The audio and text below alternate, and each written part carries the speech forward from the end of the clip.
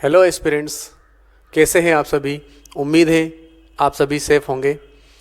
हमारा last chapter complete हो चुका है। हमने जो आपको पीडीएफ नोट्स प्रोवाइड किए हैं, उम्मीद है वो आपने ट्राई किए होंगे और हो सकता है उनमें से कुछ क्वेश्चंस में आपको प्रॉब्लम भी आई होगी, लेकिन कोई बात नहीं। अगर 100-120 क्वेश्चंस में 5 से 10 क्वेश्चन आपसे नहीं भी बन पा रहे हैं तो चिंता की कोई बात नहीं। हमने जो आपको ई प्लेटफॉर्म प्रोवाइड किया है उस पर आप डाउट्स क्लियर कीजिए स्टूडेंट्स, क्योंकि आपको जो नोट्स हमने प्रोवाइड किए हैं उनमें सभी एग्जाम्स के क्वेश्चंस हमने कवर किए हैं, इसलिए हो सकता है कि उसमें इजी टू मॉडरेट और कुछ हार्ड क्वेश्चन होंगे जो आपसे नहीं बने। तो अगर आप उनको स्किप भी कर देते हैं तो कोई चिंता की बात नहीं है। बाद में जब आप एक लेवल तक आ जाएंगे तब वो क्वेश्चन आपको आसान लगेंगे और उनको आप आसानी से कर पाओगे। आज हम एलसीएम और एचसीएफ, लघुत्तम समापवर्त्य और महत्तम समापवर्त्य पढ़ने वाले हैं। एलसीएम और एचसीएफ को हम बिल्कुल बारीकी से शुरुआत से जीरो से समझेंगे। एलसीएम और एचसीएफ के बेसिक से लेकर मैं आपको एडवांस लेवल तक जाऊंगा। किसी भी एग्जाम में कितना ही कठिन क्वेश्चन क्यों ना आ जाए, वो आपको बहुत आसान लगेगा और आसानी से उस क्वेश्चन को आप हल कर पाओगे। आज की क्लास में हम पढ़ने वाले हैं गुणनखंड, गुणज, अभाज्य गुणनखंड, लघुत्तम समापवर्त्य, लघुत्तम समापवर्त्य निकालने की विधियां, साधारण भिन्नों का लघुत्तम समापवर्त्य, दशमलव भिन्नों का लघुत्तम समापवर्त्य, साथ ही महत्तम समापवर्त्य, महत्तम समापवर्त्य निकालने की विधियां, भिन्नों का महत्तम समापवर्त्य और दशमलव भिन्नों का महत्तम समापवर्त्य। और इसके बाद ये तो बेसिक चीज़ें होंगी, इसके बाद हम एलसीएम और एचसीएफ दोनों से मिलाकर जो क्वेश्चन बनते हैं, बिल्कुल गहराई में जो क्वेश्चन बनते हैं वो हम समझेंगे। समझते हैं गुणनखंड।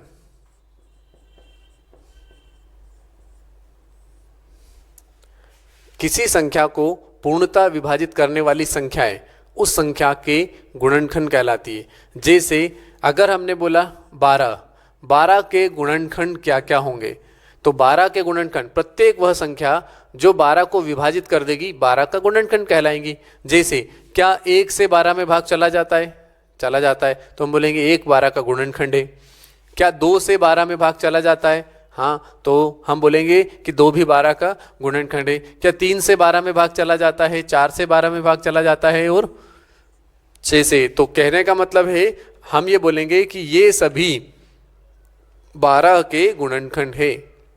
1 2 3 4 और 6 गुणनखंड समझ में आ गया। परिभाषा फिर से बोलते हैं, वे संख्याएं जो किसी संख्या को पूर्णतः विभाजित कर दें उस संख्या के गुणनखंड कहलाते हैं।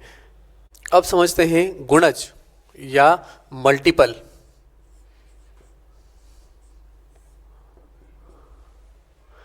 किसी संख्या से पूर्णतः विभाजित होने वाली संख्याएं उस संख्या के मल्टीपल या गुणज कहलाते हैं।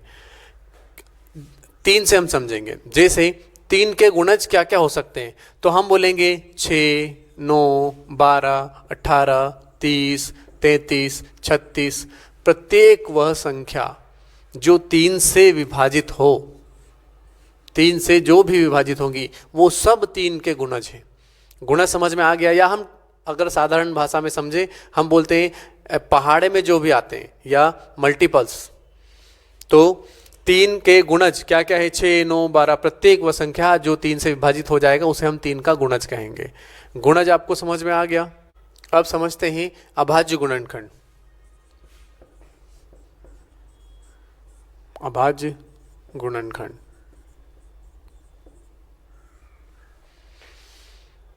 जब हम किसी संख्या को अभाज्य संख्याओं के गुणनफल के रूप में दर्शाते हैं तो वे संख्याएं उस संख्या का अभाज्य गुणनखंड कहलाती है।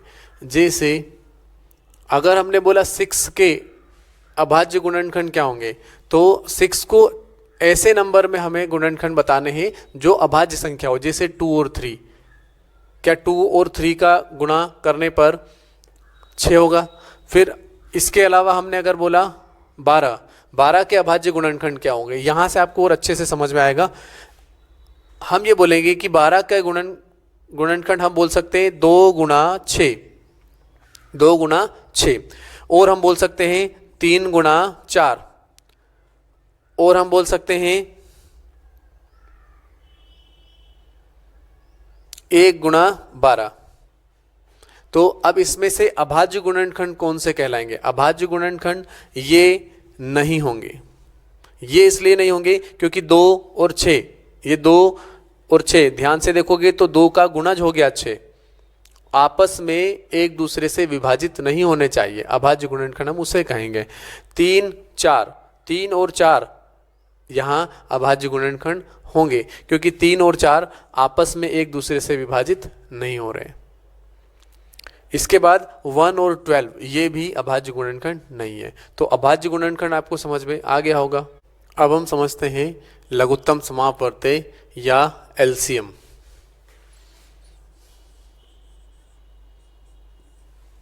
Lowest common multiple. लघुत्तम समापवर्त्य की पहले आप परिभाषा समझेंगे। वह छोटी से छोटी संख्या जिसमें दी गई संख्याओं से पूर्णतः भाग जाए। वह छोटी से छोटी संख्या जो दी गई संख्याओं से पूर्णतः विभाजित हो जाए। जैसे अगर हमने आपको एग्जाम्पल के लिए बताया 4 6 8, 4 6 8, इनका एलसीएम क्या होगा? तो एलसीएम की परिभाषा कहती है वह छोटी से छोटी संख्या जिसमें इन दी गई संख्याओं से भाग चला जाए। तो आपने अगर ट्राई किया, क्या हम यहाँ 4 लिख सकते हैं? 4 से 4 डिवाइड हो रहा है, 6 से क्या 4 डिवाइड होगा? नहीं होगा। तो हम बोलेंगे यहाँ 4 नहीं लिख सकते। हमें यहाँ ऐसा नंबर लिखना है जिसमें इन तीनों से भाग चला जाए। चलिए, तो अगर हमने यहाँ 24 लिख दिया तो 24 देखिए 4 से 6 बार भाग चला जाएगा, 6 से 4 बार, 8 से 3 बार। और कोई नंबर हो सकता है जिसमें इन तीनों से भाग चला जाए? और कोई नंबर हो सकता है तो हम बोलेंगे 48। क्या 48 में 4 6 और 8 से भाग चला जाएगा? बिल्कुल चला जाएगा। फिर हमने बोला 72, 72 में भी इन सभी से भाग चला जाएगा। अब ध्यान से समझेंगे एलसीएम होता क्या है। एलसीएम क्या होता है? एलसीएम का मतलब यही है कि वह छोटी से छोटी संख्या, यानी आप ध्यान से देखोगे तो 48 में भी इन तीनों का भाग जाएगा, 72 में भी इन तीनों का भाग जाएगा और 24 में भी इन तीनों का भाग जाएगा। लेकिन आपका एलसीएम 72 होगा, 48 होगा या 24 होगा? आपका एलसीएम होगा 24, क्योंकि परिभाषा कहती है वह छोटी से छोटी संख्या। इस छोटी से छोटी संख्या का मतलब यह है कि वैसे तो 24 में भी भाग जा रहा है, 48 में भी जाएगा, 72 में भी जाएगा, अनंत तक आप देखेंगे तो 24 की टेबल बोलते जाइए, इन तीनों का भाग चला जाएगा।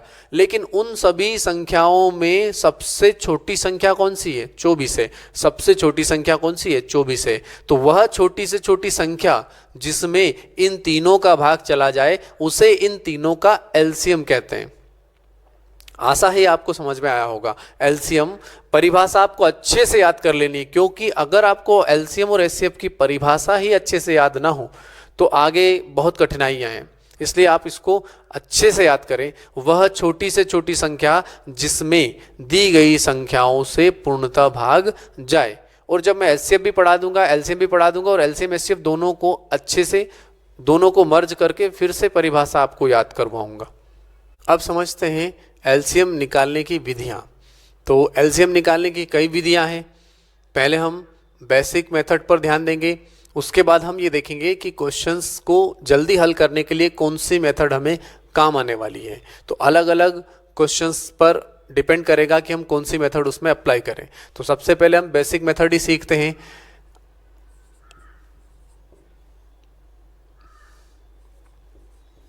इनका एलसीएम तो ये आपने स्कूल टाइम में भी पढ़ा होगा। इनका एलसीएम हम कुछ इस प्रकार से निकालते हैं, भाग विधि इसको बोलते हैं हम। 2 से 3 टाइम, 2 से 4 टाइम, 2 से 12 टाइम, फिर 2 से 2 टाइम 6 टाइम, फिर 2 से 3 1 3 और 3 से 1 1 1। यानी इसके बाद हमें इन सब का आपस में गुणा कर लेना है। जो आंसर आएगा वही आपका एलसीएम कहलाएगा। तो 3 गुणा 2 6 गुणा 2 12 गुणा 2 24, यानी इन तीनों का एलसीएम होगा 24।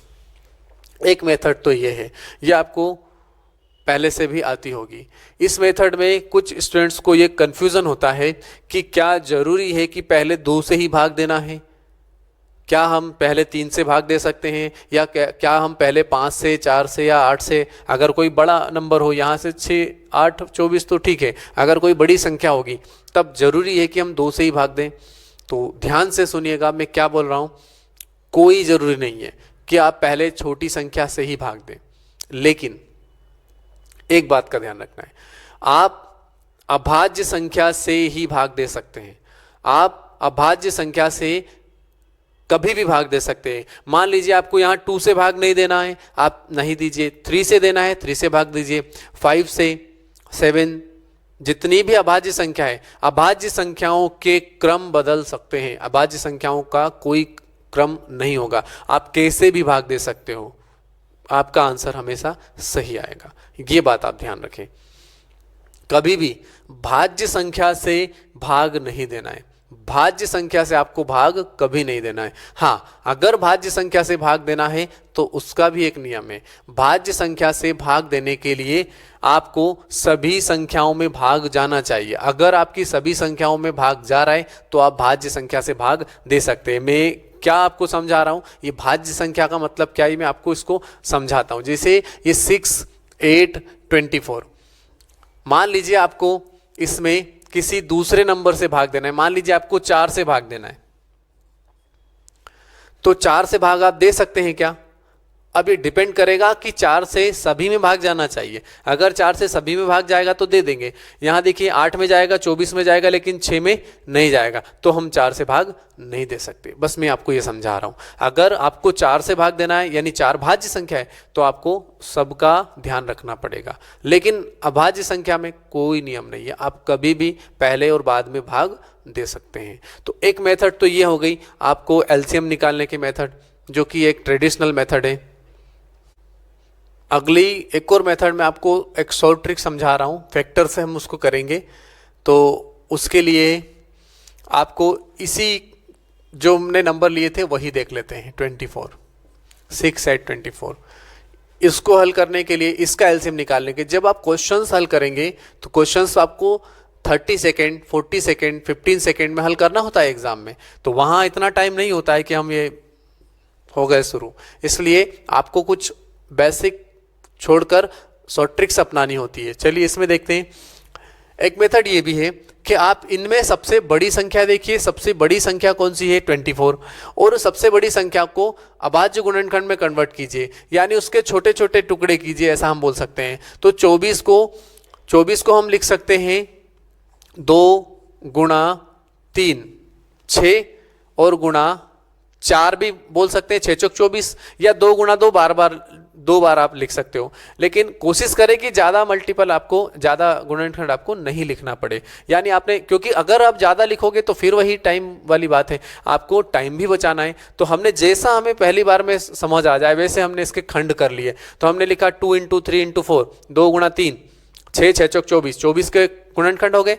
अब क्या करना है, अब हम क्या करेंगे, अगले नंबर पर चलेंगे और अगले नंबर को इससे कंपेयर करेंगे। जैसे ये 8 है, तो 8 को हम क्या 4 गुणा 2 बोल सकते हैं।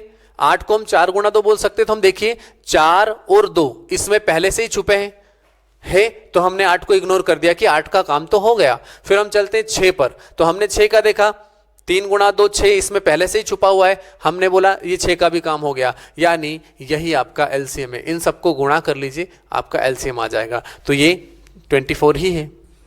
तो पिछली बार भी हमने जब पूरे ट्रेडिशनल मेथड से किया था तब भी 24 आया था। और क्वेश्चंस देख लेते हैं, और एक क्वेश्चन ट्राई कर लेते हैं। 18, 24, 60। जल्दी से हम इसका एलसीएम निकालेंगे।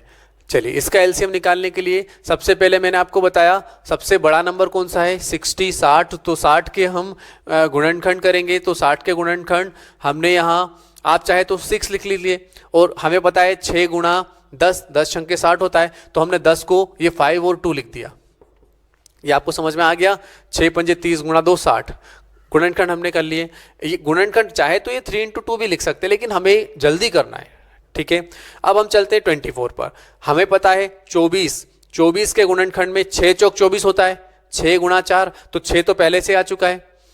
ये समझाने के लिए लिख रहा हूं मैं आपको, जब भी आप शॉर्ट में हल करें तब नहीं करना। जैसे 6 चाक 24, तो 6 तो इसमें पहले से ही छुपा है। अब ये 4 है तो इस 4 के भी 2 गुणा 2 होंगे, तो 1 2 तो इसमें पहले से लगा है, 1 2 छूट रहा है, 1 2 छूट रहा है, तो हमने क्या किया, 1 2 लिख दिया। इसका भी काम हो गया, इसका भी काम हो चुका है। 6 पहले से ही था, 4 ये 6 चौक 24। अब चलते हैं हम 18 पर। 18 में हम देखेंगे, 18 हमें पता है 6 गुणा 3, 6 3 18, तो 6 पहले से, ये 3 इसमें है नहीं है, 3 मिसिंग है, तो हमने यहाँ 3 एक बार लिख दिया, तो 6 3 18 हो गया। बस इन सब का गुणा करोगे आपका एलसीएम आ जाएगा। बहुत आसान तरीका है।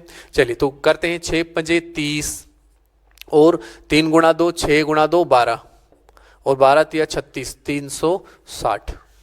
ये एलसीएम हो गया 360। इसको आप फैक्टर मेथड से करोगे, काफ़ी टाइम लगने वाला है, इससे करोगे आसानी से आ जाएगा, जैसा भी आपको ठीक लगे, लेकिन एग्जाम में ये आपको टाइम बचाएगा।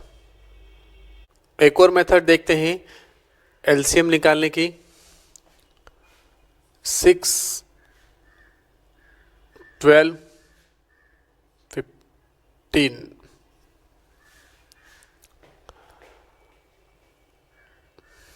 अब देखिए, इन तीनों का एलसीएम निकालने के लिए आपकी ट्रेडिशनल मेथड आपके पास है, फैक्टर मेथड आपके पास है, लेकिन उससे भी शॉर्ट, उससे भी आसान, बिना पेन चलाए आप इसका एलसीएम निकाल सकते हैं। कैसे निकालेंगे समझेंगे। सबसे पहले हमने क्या करना है, सबसे बड़ा नंबर लेना है। सबसे बड़ा नंबर है 15।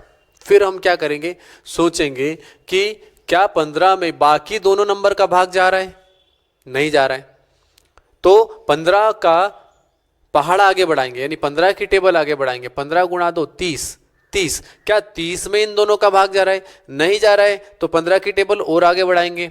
45 अब जा रहा है, नहीं जा रहा है, 15 की टेबल और आगे बढ़ाएंगे, 60 जा रहा है। एलसीएम आया समझ में। यानी बहुत आसान है, आपको बड़ी संख्या पर जाना है और बड़ी संख्या के टेबल बोलते चलना है जब तक कि अन्य दो संख्याओं का भाग ना जाए। ये उन्हीं नंबर्स के लिए ज़्यादा सही साबित होगी जो आपको टेबल अच्छे से याद है।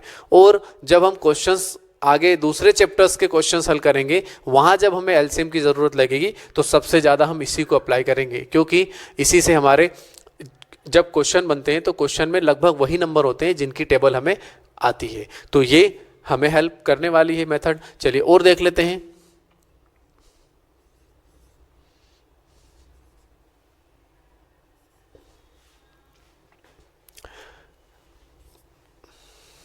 अब देखते हैं इसमें एलसीएम।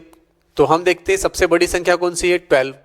क्या 12 में बाकी सब नंबर का भाग जा रहा है, नहीं जा रहा है, 8 का नहीं जा रहा है। फिर हम सोचेंगे 12 की टेबल आगे बढ़ाएंगे तो 24 24, क्या 24 में बाकी तीनों नंबर का भाग जा रहा है, जा रहा है, तो ये 24 इनका एलसीएम हो गया।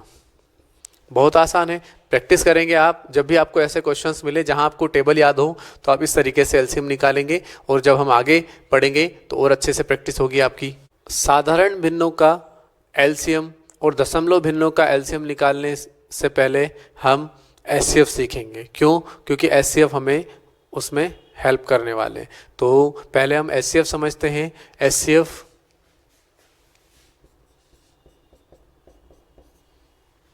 हाईएस्ट कॉमन फैक्टर, इसकी परिभाषा है वह बड़ी से बड़ी संख्या जिससे दी गई संख्याओं में पूर्णतः भाग जाए। वह बड़ी से बड़ी संख्या जिससे दी गई संख्याओं में पूर्णतः भाग जाए।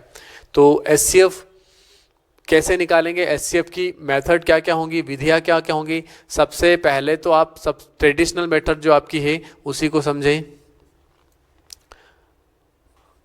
अगर आपसे बोला 8 24 और 36 का एचसीएफ क्या होगा, 8 24 और 36 का एचसीएफ क्या होगा, तो आपने स्कूल टाइम में ये सीखा होगा। 8 के फैक्टर निकालेंगे, 24 के निकालेंगे, 36 के निकालेंगे और फिर उनको कॉमन देखेंगे। तो यहाँ से 2 4 टाइम 2 2 टाइम 2 1, फिर 2 12 2 6 2 3 3 और 1 2 18 2 9 3 3 3 1। इसके बाद हम इसमें कॉमन देखते हैं, तो यहाँ 2 है, यहाँ 2 है, यहाँ 2 है, तो हमें मिला एक 2। फिर यहाँ भी 2 है, यहाँ भी 2 है, यहाँ भी 2 है, एक और 2। फिर यहाँ 2 है, यहाँ 2 है, लेकिन यहाँ 2 नहीं है तो हमें छोड़ना पड़ेगा। फिर यहाँ 3 है, यहाँ 3 है, लेकिन यहाँ 3 नहीं है तो हमें छोड़ना पड़ेगा, यानी हो गया। तो बस इसके बाद हमें कुछ नहीं करना, इन दोनों का गुणा कर लेना है, कितना, 4। तो आपको ये पता चला इन तीनों संख्याओं का HCF 4 होगा, महत्तम समापवर्ती 4 होगा। परिभाषा में एक बार देखते हैं इसको, वह बड़ी से बड़ी संख्या जिससे दी गई संख्याओं में पूर्णतः भाग जाए। तो अब ये बड़ी से बड़ी संख्या का मतलब क्या है, वह बड़ी से बड़ी संख्या बोल रहे हैं, उसका मतलब क्या, देखिए मैं आपको समझाता हूं। क्या 4 से इन तीनों संख्याओं में भाग जाएगा? जाएगा। फिर मैंने बोला 2, क्या 2 से इन तीनों संख्याओं में भाग जाएगा? जाना ही है। फिर अगर हमने बोला 1, क्या 1 से इन तीनों संख्याओं में भाग जाएगा? जाएगा। तो वैसे तो 3 संख्याएं जिससे इन तीनों संख्याओं में दी गई संख्याओं में भाग जा रहा है, लेकिन बड़ी से बड़ी कौन सी है? 4। यही HCF है। परिभाषा कहती है वह बड़ी से बड़ी संख्या जिससे दी गई संख्याओं में पूर्णतः भाग जाए, यानी इन संख्याओं में पूर्णतः भाग तो 1 से भी जा रहा है, 2 से भी जा रहा है, 4 से भी जा रहा है, लेकिन इन सब में बड़ी कौन सी है? 4। यह है HCF। आई होप आपको समझ में आया होगा। HCF निकालने की ये ट्रेडिशनल मेथड थी। आगे अगर हम क्वेश्चंस में इसको अप्लाई करेंगे तो एग्जाम में हम लेट होंगे, इसलिए हम दूसरी मेथड जो हमें सबसे ज़्यादा हेल्प करने वाली है उसको सीखते हैं, यानी भाग विधि को। चलिए भाग विधि को हम कैसे हल करेंगे, तो ये फिर से वही नंबर ले लेते हैं। इनका HCF हमें चाहिए, बहुत ध्यान से अच्छे से आप समझेंगे। सबसे पहले कोई भी 2 नंबर उठा लीजिए, कोई भी 2 नंबर। तो हमने पहले 2 नंबर लिए, हमने यहाँ से 8 से ये 24 में भाग दिया, भाग देना है, ठीक है। तो 8 से भाग दिया कितने? 3 बार, 24, फिनिश हो गया। अब फिनिशर कौन है? 8। तो इस 8 को हमें इस 36 में भाग देना है। चलिए तो हम 8 से भाग देंगे किस में? 36 में। अब थोड़ा आपको समझ में आएगा कि चल क्या रहा है। 8 से इसमें भाग दिया हमने, तो 8 दिया 24, 8 चौक 32, शेष फल बचा 4। अब क्वेश्चन खत्म नहीं हुआ है। जब शेषफल आपका बचे तो शेषफल के पास आप फिर से भाग विधि का ऐसे चिन्ह बनाएंगे और ये जो नंबर है इसको यहां लिखेंगे। अब फिर से इस 4 से इस 8 में भाग दीजिए, तो 4 से 2 बार 8, फिनिश हो गया। जो फिनिशर हो, जिसने आपके भाग को समाप्त किया, वही आपका HCF है। और भी क्वेश्चंस देख लेते हैं, प्रैक्टिस हो जाएगी आपकी। और प्रैक्टिस कर लेते हैं। इनका HCF क्या होगा? इनका HCF निकालने की हम भाग विधि से ही प्रैक्टिस करते हैं। चलिए 24 से हमने 30 में भाग देना है, तो 24 से। अब भागफल हम नहीं लिखेंगे, भागफल से हमें कोई काम ही नहीं है, हमें काम है शेषफल से। तो हमने लिखा 24 से कम 24, 6। फिर यहाँ से अब ये 6 बचा है शेषफल, तो इस 6 से फिर हम ये 24 यहाँ लिखेंगे और फिर भाग देंगे, तो 6 चौक 24, पूरी तरह फिनिश हुआ। तो फिनिशर क्या है आपका? 6। यानी आपको ये पता चला है कि 24 और 30 का HCF क्या है? 6। आपको अगर ये दोनों नंबर होते तो आपका आंसर हो जाता 6, लेकिन आपकी तीसरी संख्या भी है। तो हम क्या करेंगे, इस 6 से, इस फिनिशर से इसमें भाग देंगे, तो 6 से 54, तो हमें देखकर ही लग रहा है कि भाग जाना ही है। 6 नमा के 54, तो हम ये बोलेंगे कि अंत में हमें फिनिशर क्या मिला? HCF, और वो क्या है? 6। यानी इस क्वेश्चन का आंसर हो गया 6, इसका HCF हो गया 6। HCF निकालने की एक और शॉर्ट ट्रिक है, वो क्या है समझते हैं।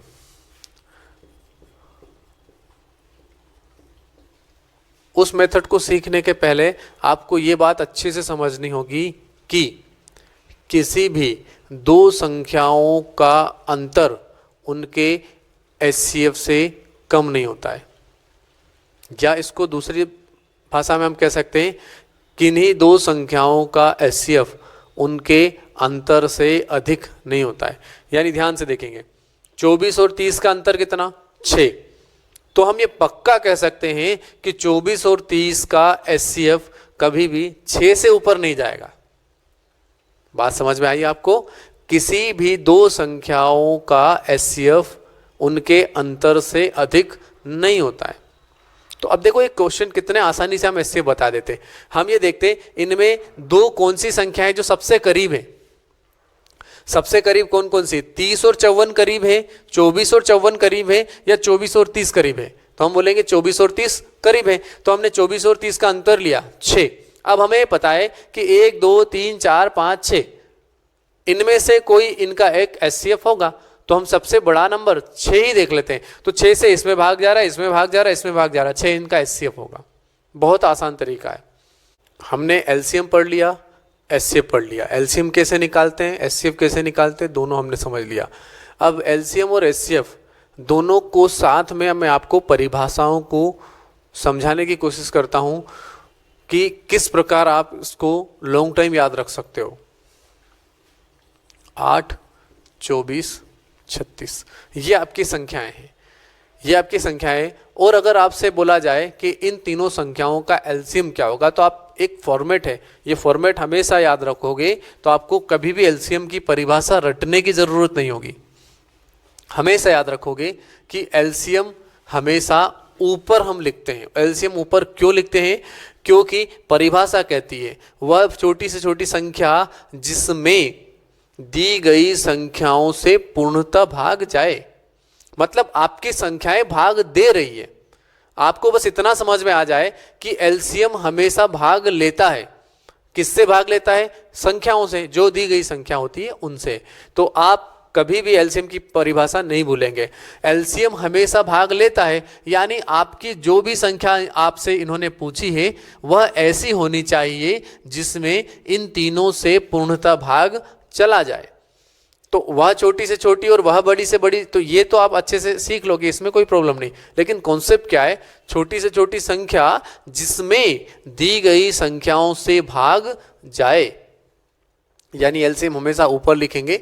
ये आप याद रखोगे। ये स्ट्रक्चर आपको बहुत हेल्प करने वाला है आगे जब हम मॉडरेट और हार्ड लेवल के क्वेश्चन करेंगे। ठीक है, इसके बाद अब देखिए एचसीएफ।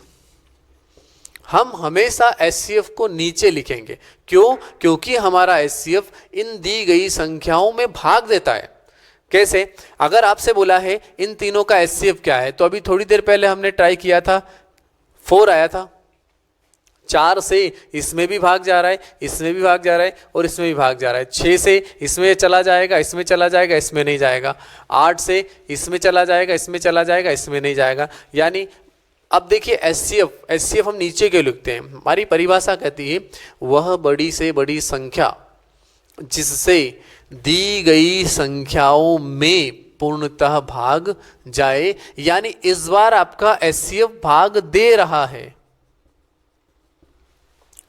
हमेशा एचसीएफ भाग देता है और एलसीएम भाग लेता है।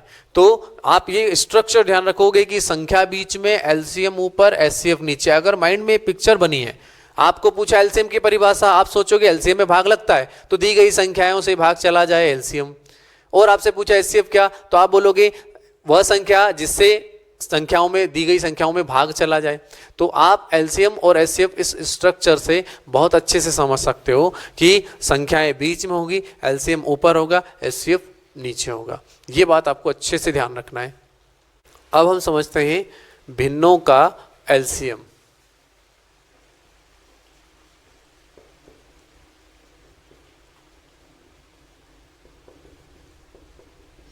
भिन्नों का लघुत्तम समापवर्त। तो भिन्नों का एलसीएम निकालने के लिए पहले आप फॉर्मूला अच्छे से याद रखोगे। फॉर्मूला क्या है?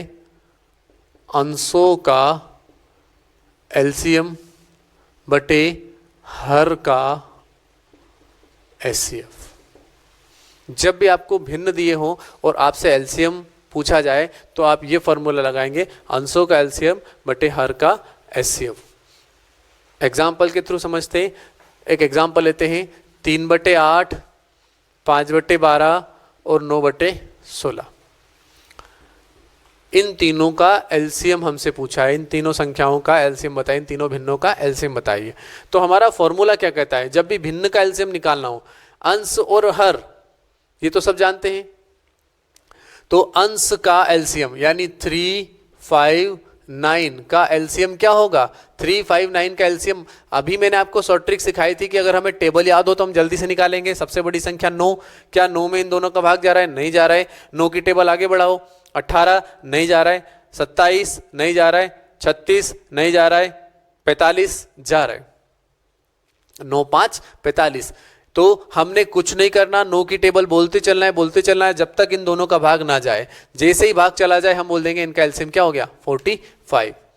आपको समझ में आया होगा। इसके बाद हर का एचसीएफ, हर क्या है 8 12 16, इनका एचसीएफ हमें बताना है। इनका एचसीएफ हमने एचसीएफ की अभी एक ट्रिक बताई थी आपको कि दो ऐसे नंबर लीजिए जो बहुत करीब हो, 8 12 16, दोनों में अंतर समान है 4 का, इन दोनों के बीच में 4 का अंतर है। तो हमें पता है कि इन तीनों संख्याओं का एचसीएफ 4 से अधिक नहीं होगा। 4 को ही ट्राई कर लेते हैं, तो 4 से इसमें भाग जा रहा है, इसमें भाग जा रहा है, इसमें भाग जा रहा है, यानी ये पक्का है कि इनका एचसीएफ क्या होगा, 4 होगा। बहुत आसान है, और बाकी दो मेथड आपको याद ही है। अगर ये नंबर बड़े होते तो हम दूसरी मेथड लगा लेते। चलिए, तो एचसीएफ कितना हो गया, 4। तो हमारा आंसर होगा 45/4। आप अगर ऑप्शन में आपको ये ना मिले तो 4 से इसमें भाग दीजिए, तो ये मिश्र भिन्न बन जाएगा, वो आपको ऑप्शन में मिल जाएगा। अब हम समझते हैं भिन्नों का एचसीएफ। भिन्नों का एचसीएफ, तो फॉर्मूला अंशों का एचसीएफ बटे हरों का एलसीएम। अब दोनों फॉर्मूले में आपको कंफ्यूजन बिल्कुल नहीं होना चाहिए। कैसे दोनों को याद रखोगे, इसकी ट्रिक ये है कि अगर आपसे एचसीएफ पूछा है तो एचसीएफ ऊपर रहेगा, एलसीएम पूछा है तो एलसीएम ऊपर रहेगा। दोनों फॉर्मूले अलग अलग याद हो जाएंगे। अगर भिन्नों का एलसीएम पूछा है तो अंश का एलसीएम बटे हर का एचसीएफ। अगर आपको भिन्नों का एचसीएफ पूछा है तो अंश का एचसीएफ हर का एलसीएम। याद रखने का तरीका क्या है, जो पूछा है वह ऊपर रहेगा। ओके, चलिए अब इसको भी हम उसी एग्जाम्पल से समझते हैं। 3/8, 5/12 और 9/16, इन तीनों भिन्नों का एचसीएफ क्या होगा। तो एचसीएफ निकालने के लिए अंश यानी 359, इनका एचसीएफ देखना है। इनका एचसीएफ तो इन दोनों का अंतर कितना है, 2। 3 और 5 का अंतर कितना है, 2। यानी हमें पता है कि इनका एचसीएफ या तो 2 होगा या 1 होगा। तो 2 से तो भाग नहीं जा रहा है, तो हम बोलेंगे इनका एचसीएफ 1 होगा, क्योंकि किसी संख्या का एचसीएफ अगर कुछ ना मिले तो 1 तो होगा ही, क्योंकि 1 तो एक ऐसा कॉमन नंबर है जो सब में भाग दे ही देता है। तो हम बोलेंगे इनका एचसीएफ कितना हो गया, 1। चलिए अब बात करते हैं एलसीएम की। किसका एलसीएम, 8 12 16, 8 12 16 का एलसीएम। 8 12 16 का एलसीएम निकालने की ट्रिक हमने क्या सीखी है, सबसे बड़ा नंबर 16, 16 में क्या बाकी दोनों का भाग जा रहा है, नहीं। 16 की टेबल आगे बढ़ाओ, 32 अब जा रहा है, नहीं।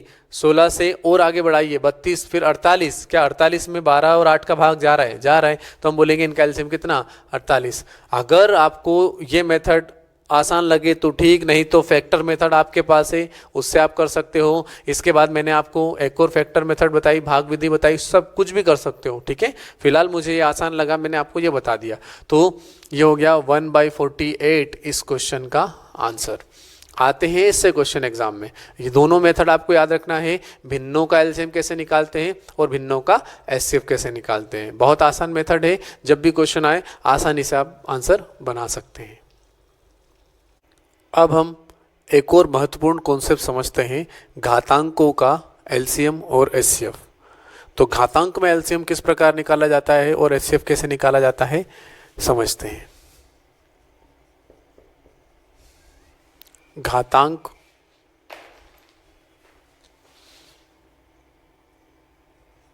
का एलसीएम, पहले हम एलसीएम समझते हैं। अगर आपको क्वेश्चन दिया हो 2 की पावर 3 इंटू 3 की पावर 2 और 2 की पावर 5 इंटू 3 की पावर 3, इसका एलसीएम बताइए। पूछा हो कि इसका एलसीएम क्या होगा। तो अब हम ये पावर ओपन नहीं करेंगे, क्योंकि पावर ओपन करेंगे तो हो सकता है हम लेट हो जाए, और 2 3 तो ठीक है, यहाँ 7 होता 11 होता, तब हम पावर ओपन नहीं कर पाते। तो कॉन्सेप्ट क्या है, घातांकों का एलसीएम के लिए आपको हमेशा के लिए याद रखना है, एलसीएम मतलब अधिकतम घात, मैक्सिमम पावर, अधिकतम घात। ये आप अच्छे से नोट करके रख लीजिए। घातांकों का एलसीएम मतलब अधिकतम घात। बहुत आसान कॉन्सेप्ट है। यहां देखेंगे 2 और यहां देखेंगे 2, तो 2 की यहां पावर 3 है, यहां पावर 5 है, अधिकतम क्या है 5, तो हम बोलेंगे 2 की पावर 5 इंटू, हम फिर देखेंगे 3 को, तो 3 की पावर 2 और 3 की पावर 3, अधिकतम क्या है 3 की पावर 3, तो हमने लिखा 3 की पावर 3, बस हो गया, ये हमारा एलसीएम होगा।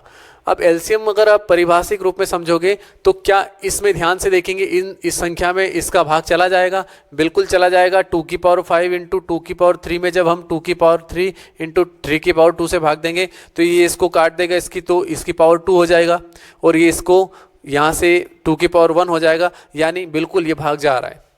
इसी प्रकार ये भी इसमें भाग दे पाएगा।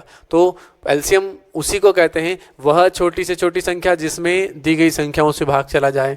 और यहाँ परिभाषा में जाने की जरूरत नहीं, एक बात अच्छे से याद रख लीजिए, एलसीएम यानी अधिकतम घात। एक और क्वेश्चन प्रैक्टिस करिए। मान लीजिए हमने बोला 5 की पावर 3 इंटू 3 की पावर 2, और यहाँ दिया है 7 की पावर 2 इंटू 5 की पावर 5, इसका एलसीएम क्या होगा। इसका एलसीएम पहले आप ट्राई कीजिए, फिर देखिए कैसे बनेगा। तो यहाँ हमने देखा 5 की मैक्सिमम पावर 3, यहाँ 5 की पावर मैक्सिमम पावर 5 है, तो मैक्सिमम क्या होगा दोनों में 5, तो 5 की पावर 5 इंटू, फिर हमने देखा 3 यहाँ 3 की पावर 2 या 3 स्क्वायर है, यहाँ 3 की पावर यानी 3 है ही नहीं, तो अब हम क्या करेंगे, यहाँ से 3 का स्क्वायर ही ले लेंगे, यही मैक्सिमम हो गया हमारे लिए। और फिर हम चलते नेक्स्ट 7 स्क्वायर, यानी सबको लेना पड़ेगा, चाहे 3 कॉमन नहीं हो, 3 यहाँ है तो भी लिया, 7 यहाँ है तो भी लिया, यानी आपको एलसीएम लेते समय सबका सम्मान करना है, सबको लेना है, ये याद रखने का तरीका है। हमेशा एलसीएम जब भी आप घातांक में निकालें, सभी पावर्स में मैक्सिमम देखना है, और साथ में जो भी अभाज्य संख्या है उसको भी महत्व देना है। तो ये इसका एलसीएम हो गया। आप समझते हैं घातांक में एचसीएफ।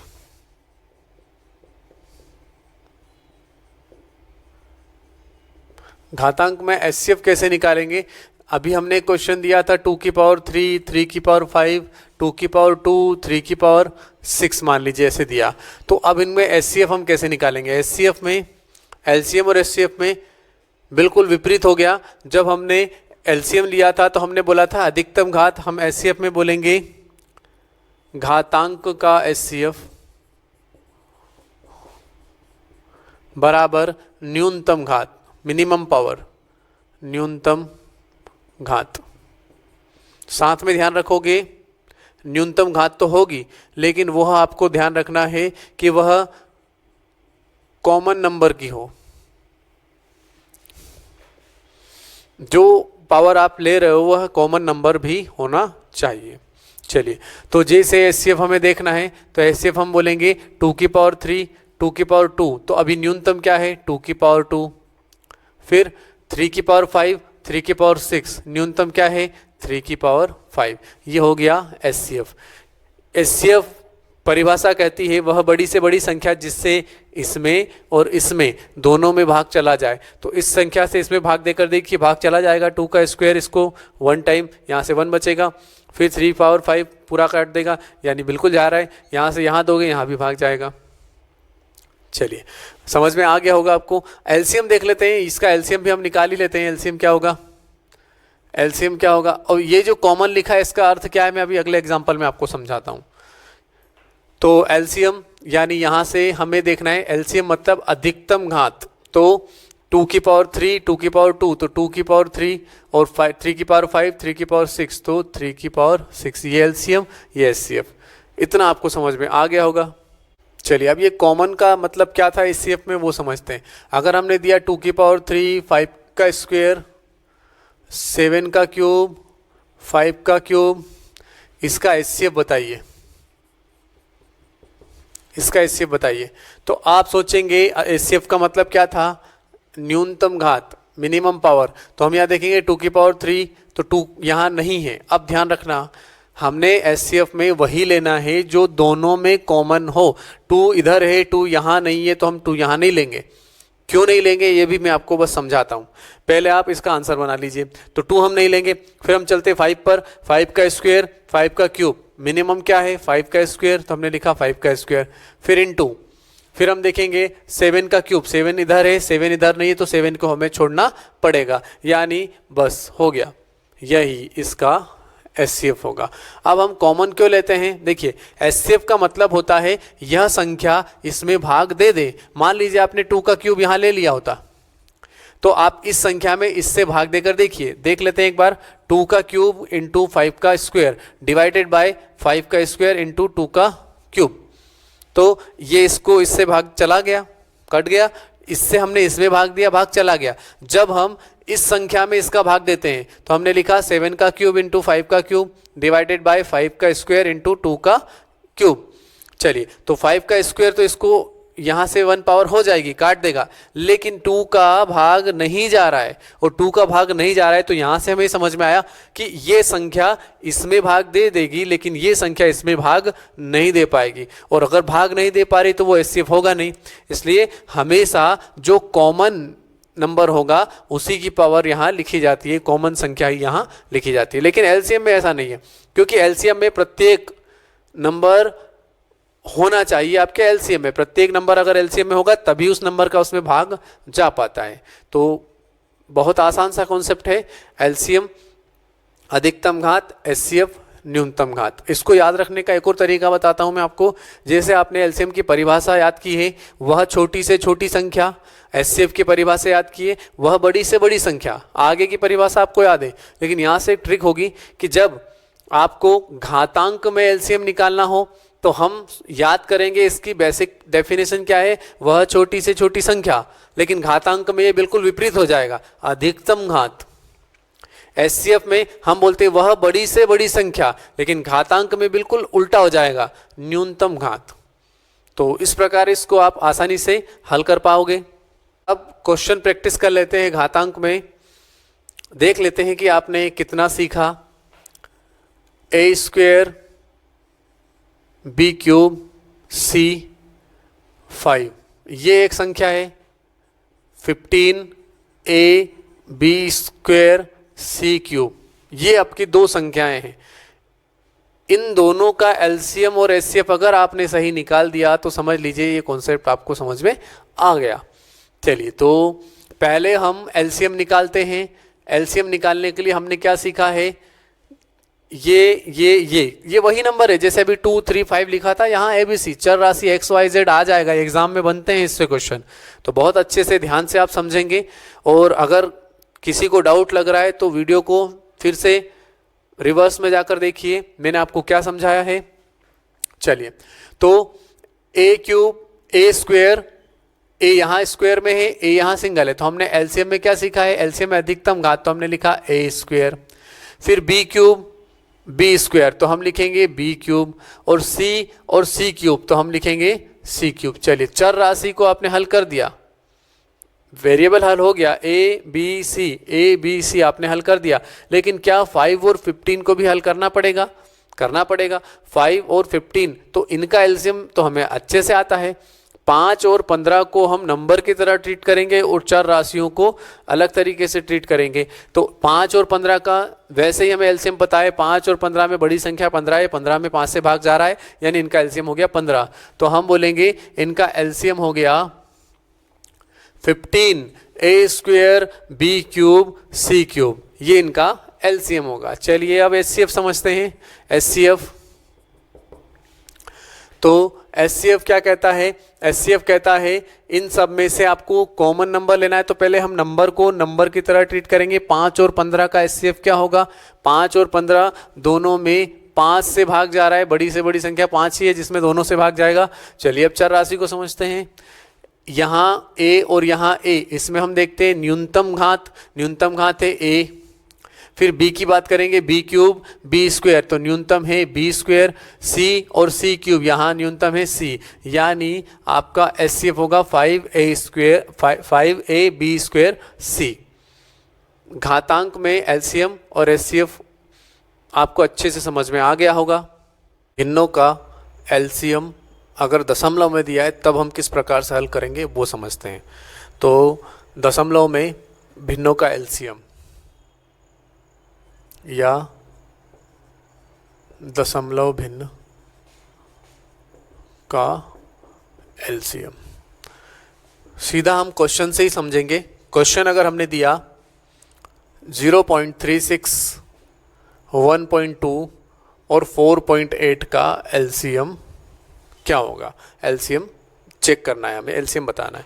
तो चलिए हम सीखेंगे, यहाँ से मेथड भी हम सीख लेंगे और इस क्वेश्चन का आंसर भी आ जाएगा। बहुत आसान है एलसीएम, जब भी आपको दशमलव में पूछा जाएगा। आपको किन किन बातों का ध्यान रखना है वो देखिए। पहले यहाँ हम देखेंगे तो पॉइंट के बाद 2 अंक है, यहाँ हम देखेंगे पॉइंट के बाद 1 अंक है, यहाँ हम देखेंगे पॉइंट के बाद 1 अंक है। तो सबसे पहला काम है हम पॉइंट के बाद जितने भी अंक हैं उनको एडजस्ट करते हैं। तो हम क्या करेंगे, इसमें मैक्सिमम है तो इसको हम वैसा का वैसा ही रहने देंगे 0.36, इसमें एक 0 एक्स्ट्रा लगा देंगे तो ये हो जाएगा 1.20। ये समझ में आ गया आपको? यहाँ से ये 2 अंक हो गए, ये 2 अंक हो गए, फिर हमने इसमें भी 4.80। ध्यान से देखोगे तो यहाँ भी 2 अंक हो गए, यहाँ भी दशमलव के बाद 2 अंक है, यहाँ भी दशमलव के बाद 2 अंक है। सबको पहले इक्वल करेंगे। इसके बाद अब आप दशमलव को इग्नोर कर दीजिए, यानी ये पॉइंट यहाँ लगाए, यहाँ लगाए। थोड़ी देर के लिए हम एलसीएम निकालने के मेथड पर वर्क कर रहे हैं, तो हम यहाँ से एलसीएम निकालने के लिए पॉइंट को इग्नोर कर देते हैं। हमने इसको लिखा 36, इसको लिखा 120, इसको लिखा 480। अब ये आपके लिए साधारण संख्याएं बन चुकी है। अब साधारण संख्याओं का एलसीएम हमने सीखा है, तो हम जल्दी से सबसे बड़ा नंबर इसको हम कोशिश करेंगे गुणनखंड करने की। तो सबसे पहले हमने देखा इसमें 12 चौक 48 होता है, तो 12 को हमने लिखा 4 गुणा 3 और गुणा 4 48 हो गया, और 10 5 गुणा 2। इसका हमने याद रखेंगे 480 का इतना गुणनखंड हमने कर दिया। अब 120, तो ध्यान से देखोगे 120 4 गुणा 3 12 और 5 गुणा 2 10 छुपा हुआ है इसमें। फिर हमने देखा 36, तो 36 के लिए 36 6 गुणा 6 होता है, या 12 गुणा 3 36 हम देख लेते, तो 4 गुणा 3 12, और 12 के लिए 1 और 3 इसमें नहीं है तो हमने वो ऐड कर दिया। तो 36 भी एडजस्ट हो गया, 120 तो पहले हो गया और 480 तो है ही। तो ये तो 480 है ही, हमें 3 का गुणा करना है बस। तो 480 में 3 का गुणा करके जल्दी से एलसीएम निकालेंगे हम। 3 से 0, 3 से 24, 3 से 12 और 2 14, यानी 1440 इन तीनों का एलसीएम है। अभी आंसर नहीं आया, हमारा क्वेश्चन था दशमलव के लिए। तो अब ध्यान से देखोगे दशमलव के बाद 2 नंबर 2 नंबर 2 नंबर, यानी 2 नंबर छोड़कर आप दशमलव लगा दीजिए। 2 अंक छोड़कर आपने ये पहला ये दूसरा, इधर से दशमलव छोड़ना है, आपको अंक गिनना है, ठीक है। 1 2 ये हो गया, तो ये आपका आंसर हो गया। फिर से अगर समझना है तो पहले हम दशमलव को एडजस्ट करेंगे, सबके बाद दशमलव के बाद बराबर अंक बनाएंगे, उसके बाद दशमलव को इग्नोर करेंगे, फिर साधारण जो एलसीएम लेते हैं वो लेंगे, और फिर से सबके अगर अंकों में देखोगे तो दशमलव के बाद समान अंक होंगे, वही हमने दशमलव फिर लगा देना है। ये दशमलव में अगर आपको दिया है एलसीएम निकालना है तो उस तरीके से हम निकाल सकते हैं। अब हम समझते हैं दशमलव भिन्नों का एचसीएफ। तो दशमलव भिन्नों का एचसीएफ हम कैसे निकालेंगे देखते हैं।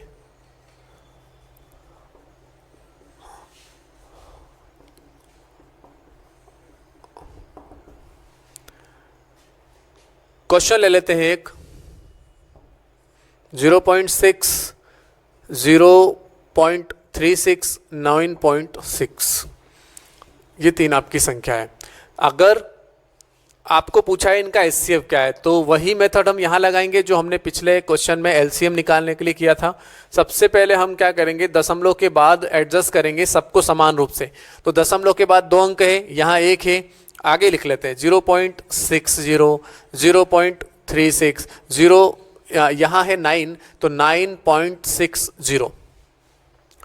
अब ये दशमलव के बाद बराबर अंक हो गए। अब हम दशमलव को इग्नोर करेंगे तो हमें क्या क्या संख्या मिली, 60, 36, 960।